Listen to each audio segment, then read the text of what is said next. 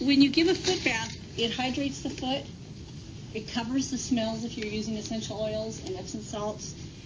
And they're really nice, but they really keep you from seeing a lot of things that are going on with the feet. So I'll come down and examine the feet, and then I wrap it in hot towels with essential oils in the towels that I use. And I like to use like a thieves oil or lavender. The thieves oil is nice because it's antifungal, antiviral, antibacterial.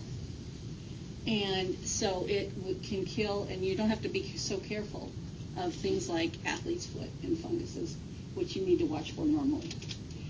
And also that way you can wrap it, you put it in a plastic bag so they stay all nice and snuggly, and then you can go up and do your reflexology on them while their feet are there. But you've had a chance to look at their feet.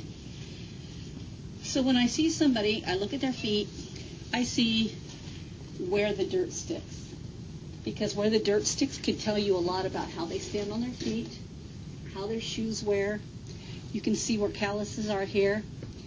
So she tends to walk on the outside ball of her foot. She probably has some shoulder issues going on, and she's kind of guarding and protecting those, so you get calluses in areas that you guard and protect. Athlete's foot, it's another form of protection. Nobody wants to go near you if you have athlete's foot. So it's like one of the ultimate forms of warts, another sign of protection. So those are things you can look for. You can look for the wear pattern on her feet. She tends to walk more on the outside of her foot. She's just had a pedicure probably not too long ago because her heels look really nice.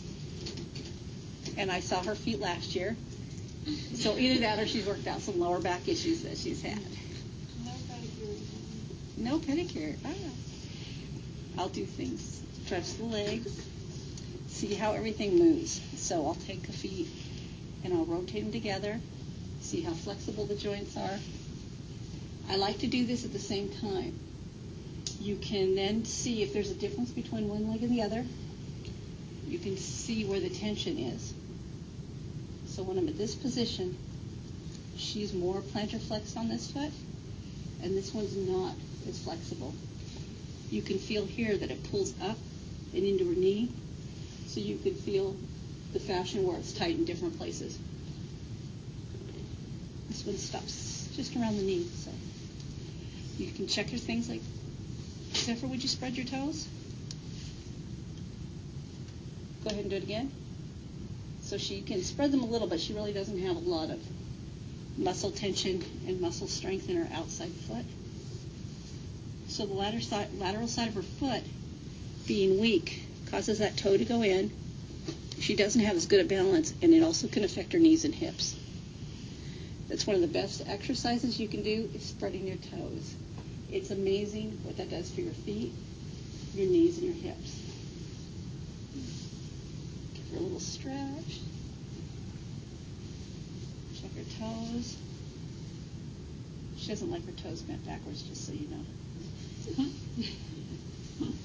That I know from experience, not from this. Little traction. And you'll see how I have her legs bolstered. I have a nice big pillow, and I bolster from the knees down. It gives you a nice flat surface. It's easy on her back, and you're not, like, if you have just a regular bolster, she's not bent down or flipped in a weird place. So. Checking everything. And also, I do her ankles all separately. That way I can hear if there's any tension, popping, cracking, or anything in her ankles. And you guys know your basic techniques, thumb walking. And then, I got to think about these things because I use a lot of different techniques now, like knuckle walking, that you learn in different programs. You can, I do a lot of myofascial stretching and MFR on different places, and people's feet will be able to learn how during the year to incorporate that in. Visceral manipulation on the joints. I use just about every technique I've learned in LMP or from another technique into my reflexology practice, so I can work on foot pain issues, which I do a lot of. When you give a foot bath, it